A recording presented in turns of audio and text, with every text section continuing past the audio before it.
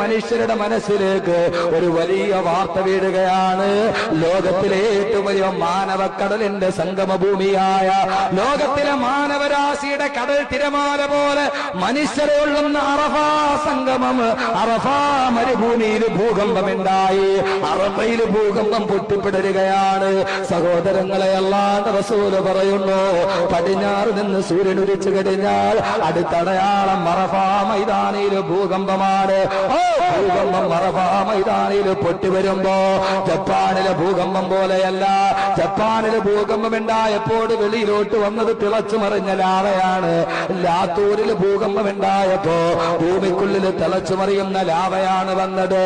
പക്ഷേ അറഫയുണ്ടല്ലോ, ലക്ഷക്കണക്കിന് മനുഷ്യരുടെ വേദിയായ അറഫ, ഹജ്ജിന്റെ നിൽപ്പിന്റെ വേദിയായ അറഫ, എല്ലാവരും തിരിച്ചറിഞ്ഞ അറഫ. ആ അറഫയിൽ ഭൂകമ്പം ഉണ്ടാകുമ്പോ ആ ഭൂകമ്പത്തിൽ നിന്നതാ ദാബത്തുൽ പൊട്ടിപ്പുറപ്പെടലായി. ഭൂകമ്പത്തിൽ നിന്ന് വെളിയിലോട്ട് വരുന്നത് ദാബത്തുൽ അർളാണ്. അല്ലാഹുവിന്റെ ഖുർആൻ തന്നെ പറഞ്ഞതല്ലേ, വഅഖ്റജ്നാ ലഹും ദാബതൻ മിനൽ അർളി തുകല്ലിമുഹും അന്നന്നാസ കാനൂ ബിആയാതിനാ ലാ യൂഖിനൂൻ. അല്ലാഹുവിന്റെ വിശുദ്ധമായ ഖുർആൻ പറയുന്നു, വഅഖ്റജ്നാ ലഹും ദാബതൻ, മനുഷ്യരുടെ മനസ്സിലേക്ക് ഒരു വലിയ വാർത്ത വീഴുകയാണ്.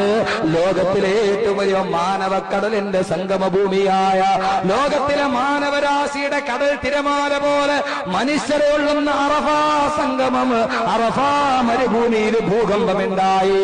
അറഫയിൽ ഭൂകമ്പം പൊട്ടിപ്പിടരുകയാണ്. സഹോദരങ്ങളെ, അല്ലാഹുവിന്റെ റസൂൽ പറയുന്നു, പടിഞ്ഞാറ് നിന്ന് സൂര്യൻ ഉദിച്ചു കഴിഞ്ഞാൽ അടുത്തടയാളം അറഫാ മൈതാനിയിൽ ഭൂകമ്പമാണ്.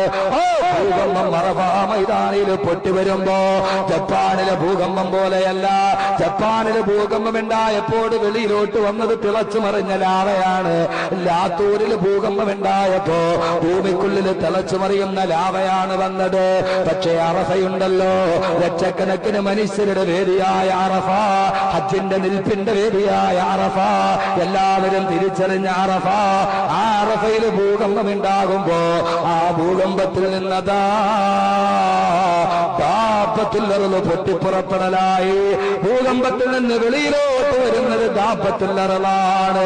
അല്ലാഹുവിന്റെ ഖുർആൻ തന്നെ പറഞ്ഞതല്ലേ, വഅഖ്റജ്നാ ലഹും ദാബതൻ മിനൽ അർളി തുകല്ലിമുഹും അന്നന്നാസ കാനൂ ബിആയാതിനാ ലാ യൂഖിനൂൻ.